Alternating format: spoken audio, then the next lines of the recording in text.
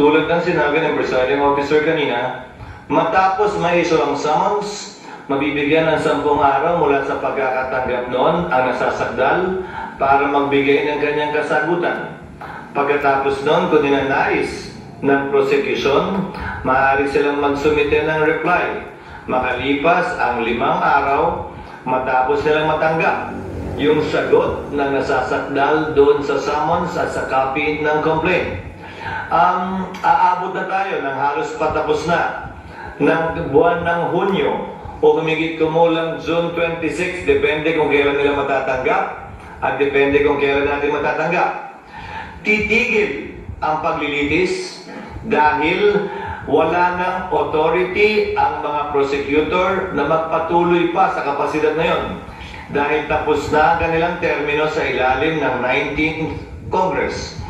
Hindi rin pwede mag-function ang mga private prosecutors kung meron man dahil ang kanilang otoridad ay nanggaling sa mga kongresistang natapos na yung termino.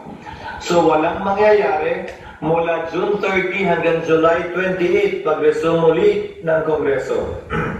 Ang pagkakaunawa ko sa motion ni Senator Cayetano ay habang naghihintay tayo sa panahon ito dahil nga wala tayong sapat na kaalaman para pagpasahan itong masalimuot na isyong ito na binanggit ni Senator Judge Bato de la Rosa,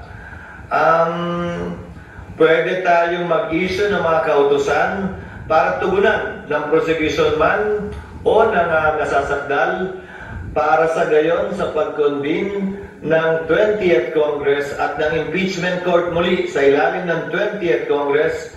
Kompleto at hawak na natin ang mga dokumentong kailangan natin na binabanggit na ilan sa mga senator judges ngayon. Kaugnay sa issue na binanggit ni Senator Bato o kung may iba pang issue na nais i-bring up ng sinumang senator judge, pwedeng ipaloob sa kautusang yon ng impeachment court na ito sa prosecution man o sa panig man ng masasakdal. So, Sir President, I still have the floor. May I know if I still have the floor? This is actually a point of order. We will not touch on the subject.